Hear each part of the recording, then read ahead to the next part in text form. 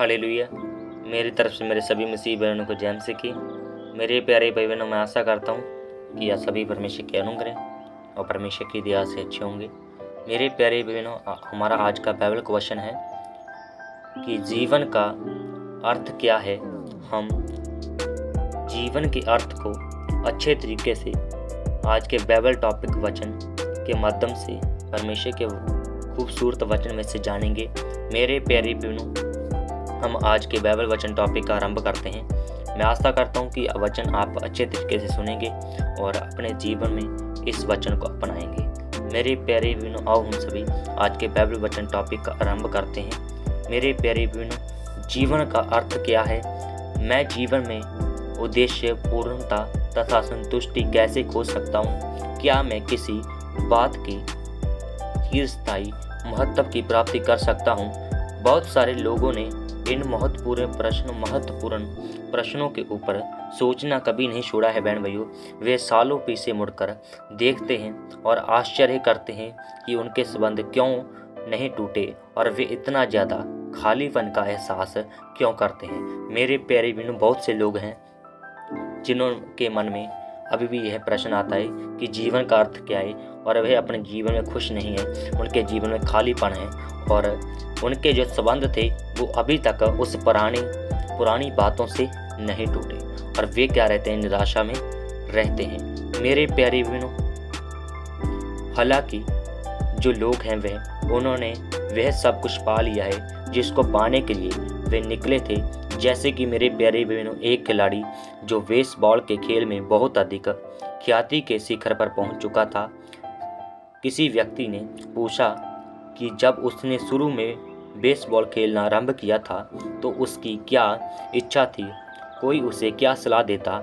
उसने उत्तर दिया, बहन भाइयों, मेरी इच्छा थी कि कोई मुझे बताता कि जब आप शिखर पर पहुंच जाते हैं तो वहां पर कुछ नहीं होता। कई उद्देश्य अपने खालीपन को तब प्रकट करते हैं बहन भाइयों, जब केवल उनका पीछा करने में कई वर्ष व्यर्थ हो गए होते हैं। बहन भाइयों, हमारी मानवतावादी संस्कृति में लोग कई उद्देश्यों का पीछा यह सोचकर करते हैं कि इनमें वे उस अर्थ को पा लेंगे। इनमें से कुछ कार्यों में व्यापारिकता, सफलता, धन संपत्ति, अच्छे संबंध, यौन संबंध, मनोरंजन, दूसरों के प्रति भलाई वगैरह सम्मिलित हैं। लोगों ने यह प्रमाणित कर दिया है कि जब उन्होंने धन संपत्ति, संबंधों और आनंद के लक्ष्यों को प्राप्त कर लिया तब भी उनके अंदर एक गहरी शून्यता थी, खालीपन का एक ऐसा एहसास जिसे कोई भी वस्तु भरती हुई प्रतीत नहीं होती। बहन भाइयों, लेकिन बाइबल की सुपदेशक नामक पुस्तक के लेखक ने इस बात का एहसास किया कि जब उसने कहा व्यर्थ ही व्यर्थ, व्यर्थ ही व्यर्थ, सब कुछ व्यर्थ है। सुपदेशक एक देश का दो वचन। बहन भाइयों, राजा सुलेमान के पास जो सुपदेशक का लेखक है, परिमाप से परे अर्थात धन संपत्ति थी।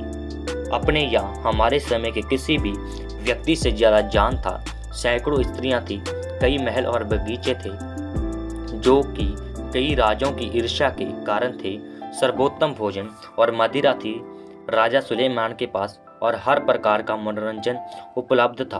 फिर भी बहन भाइयों, उसने एक समय यह कहा कि जो कुछ उसका हृदय चाहता था, उसका मन चाहता था, उसका दिल चाहता था, उसने उसका पीछा किया, उसके प्रति लालसा की और उस पर उसने यह सार निकाला बहन भाइयों कि सूरज के नीचे ऐसा यापन किया हुआ जीवन अर्थात व्यतीत किया हुआ जीवन, जैसे कि जीवन में केवल यही कुछ हो जिसे हम आंखों से देख सकते हैं और इंद्रियों से महसूस कर सकते हैं, व्यर्थ है। ऐसी शून्यता क्यों है बहन भाइयों? क्योंकि परमेश्वर ने हमारी रचना आज और अभी का अनुभव करने के अतिरिक्त किसी और वस्तु के लिए भी की थी। बहन भाइयों, सुलेमान ने परमेश्वर के विषय में कहा, उसने मनुष्यों के मन में अनंत काल का जान रखा है, अर्थात शुरू से लेकर आदि से लेकर अंत तक का क्या रखा है। परमेश्वर ने इंसान की बुद्धि और समझ में क्या रखा है, जान रखा है। सुपदेशक 3 देश का 11 वचन। बहन भाइयों, अपने हृदयों में हम इस बात को जानते हैं कि केवल आज और अभी ही सब कुछ नहीं है। उत्पत्ति बाइबल की पहली पुस्तक में हम पाते हैं कि परमेश्वर ने मनुष्य को अपने स्वरूप में बनाया। उत्पत्ति 1 का 26 वचन। इसका अर्थ है बहन भाइयों कि हम किसी और के बजाय परमेश्वर के सदृश ज्यादा हैं। किसी भी अन्य प्रकार के जीवन से हम यह भी पाते हैं कि मनुष्य जाति के पाप में पड़ने से पहले और पृथ्वी शापित होने से पहले नेक्स्ट बातें सत्य थी। जैसे कि पहला पॉइंट, परमेश्वर ने मनुष्य को एक सामाजिक प्राणी बनाया था। उत्पत्ति 2 अध्याय उसके 18 वचन से लेकर उसके 25 वचन तक। दूसरा पॉइंट, परमेश्वर ने मनुष्य को करने के लिए कार्य दिया था। उत्पत्ति 2 अध्याय उसका 15 वचन।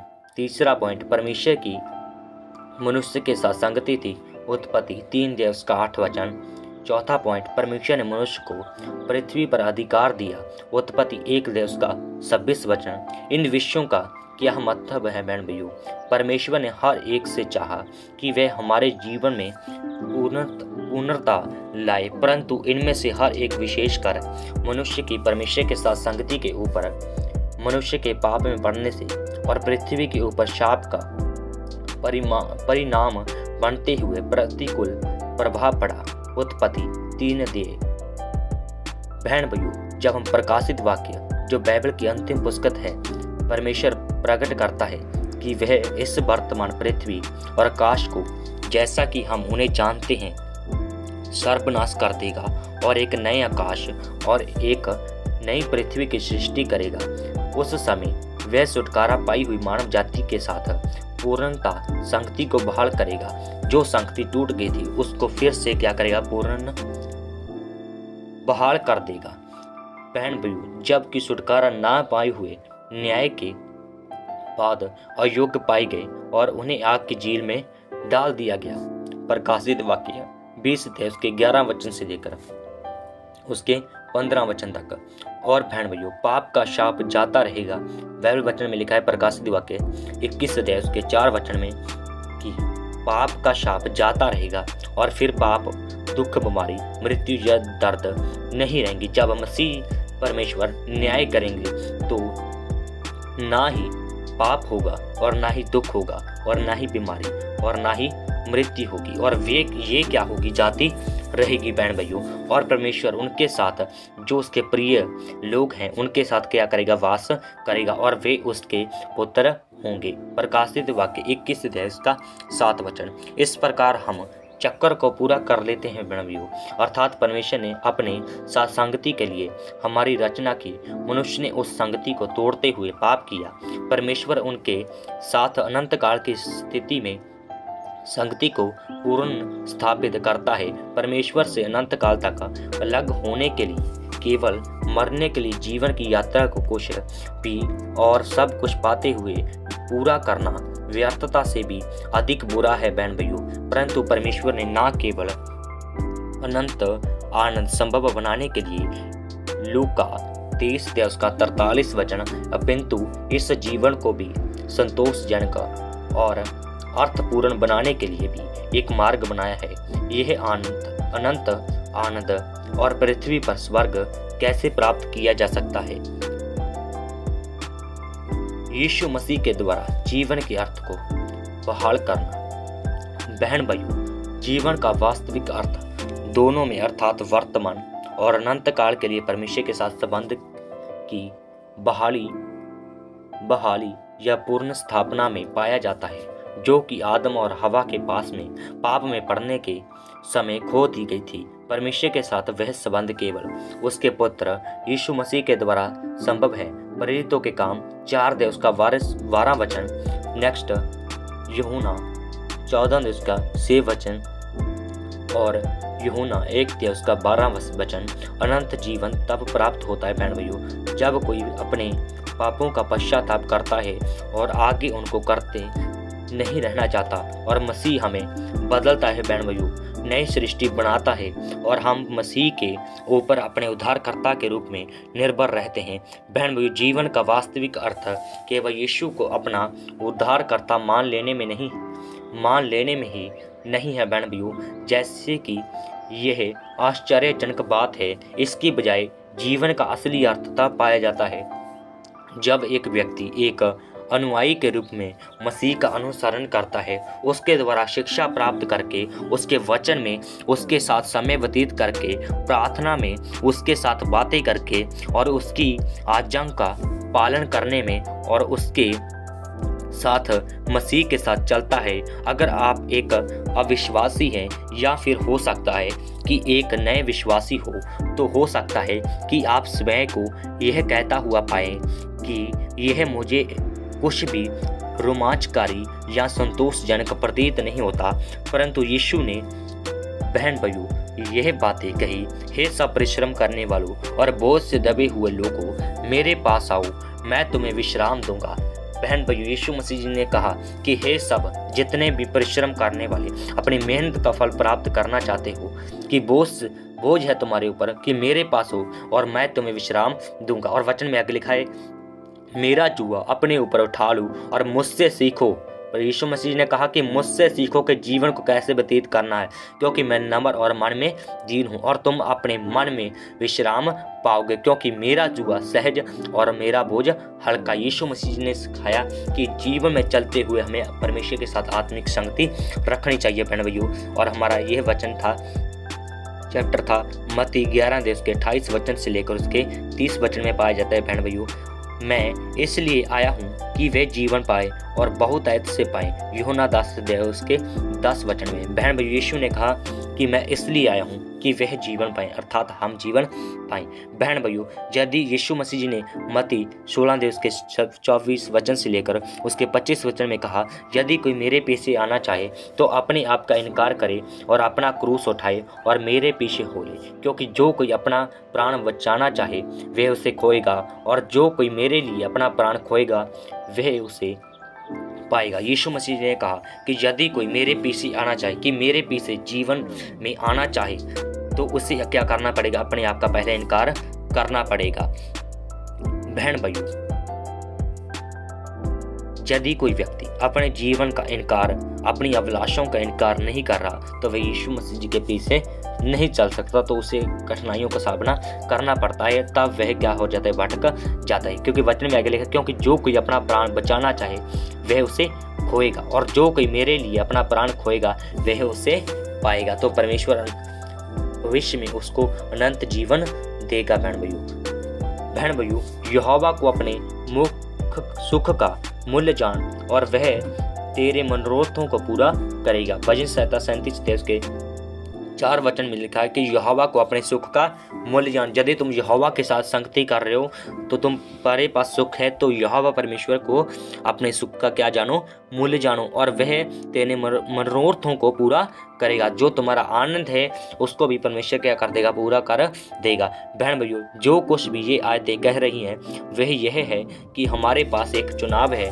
हम स्वयं जीवन का मार्गदर्शन जारी रख सकते हैं, जिसका परिणाम एक शून्यता को लाएगा, या हम अपने जीवन के लिए पूरे मन से परमेश्वर और उसकी इच्छा का पीछा करना चुन सकते हैं, जिसका परिणाम पूर्णता के जीवन, हमारी अपने हृदय की इच्छाओं का पूरा होना है और संतोष और संतुष्टि को प्राप्त होने से भर देगा। ऐसा इसलिए बहन भाइयों, क्योंकि हमारा सृष्टिकर्ता हमसे प्रेम करता है और हमारे लिए उत्तम बात की इच्छा रखता है। जरूरी नहीं कि आसान जीवन हो, परंतु यह बहुतायत की भरपूरी वाला होगा। बहन भाइयों, मसीह जीवन की तुलना उस चुनाव से की जा सकती है जिसमें खेल के मैदान में महंगी कुर्सी को खरीदकर निकटता से खेल देखा जाता है, या फिर कम खर्चा करके खेल को दूर स्थान से देखा जाता है। परमेश्वर के कार्य को पहली पंक्ति से देखना ही ऐसा कुछ है जिसका हमें चुनाव करना चाहिए, परंतु दुख के साथ कहना पड़ता है कि ऐसा चुनाव बहुत से लोग नहीं करते हैं। परमेश्वर के कार्यों को पहली बार देखना मसीह के पूर्ण हृदय वाले अनुयायी के लिए है, जिसने अपने जीवन में अपनी इच्छाओं का पीछा करना वास्तव में छोड़ दिया है, ताकि वह अपने जीवन में परमेश्वर की इच्छाओं का पीछा कर सके। बहन भाइयों, उन्होंने कीमत चुका दी है। मसीह और उसकी इच्छा के प्रति पूर्ण समर्पण वे जीवन में भरपूरी का अनुभव कर रहे हैं और वे स्वयं के लिए, अपने साथियों के लिए और अपने सृष्टिकर्ता का सामना बिना किसी पछतावे के कर सकते हैं। क्या आपने कीमत चुकाई है?